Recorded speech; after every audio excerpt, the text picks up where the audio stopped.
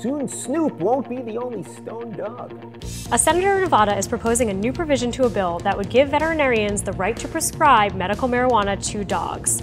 The senator is hoping to add the provision to a new bill known as SB 372 that will overhaul Nevada's medical marijuana law. I want to move to Nevada just so that I can say my senator is named Tick Segerbloom. Yeah. I like this Tick Segerbloom. I like him too. Stone dogs. I know you guys. You're both dog people. Yes. You're both. You know. You're I for have medical. Participated. Yeah, and you have terrible participated glaucoma. in the inhaling of the marijuana. Yeah. How many dogs have I gotten stoned in college? I mean, can't even count. Yeah. Could anyone possibly be against this? I don't know how, but I'm sure we'll find them. Yeah. I'm sure they'll come out of the woodwork. Yeah. I just think that.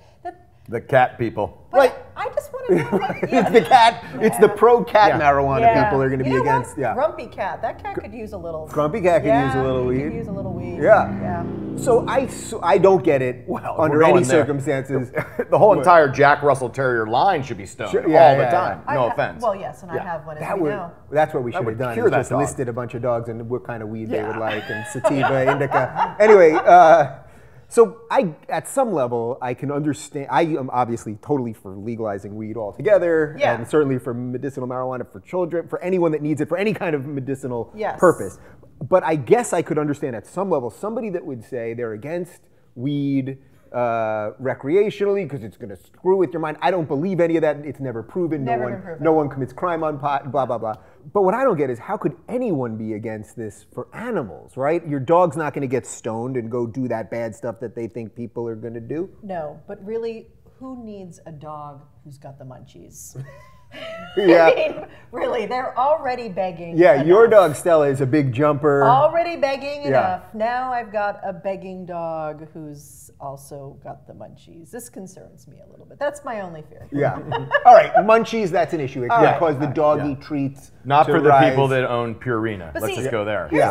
And the other issue about this is that this is once again, this crazy, insane idea we have about hemp and marijuana or the cannabis is that hemp has been outlawed in this country because it's related to the cannabis plant. I mean, and hemp, if you read the people who use hemp and want to use it for all sorts of things, it could like change the world in many ways.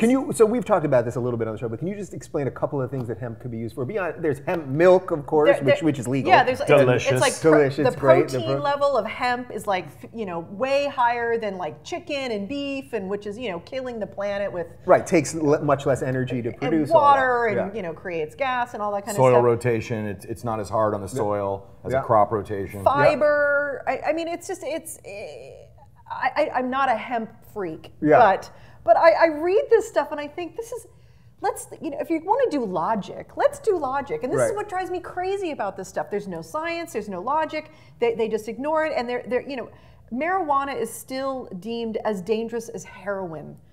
As far as it's a Class A drug. Yes.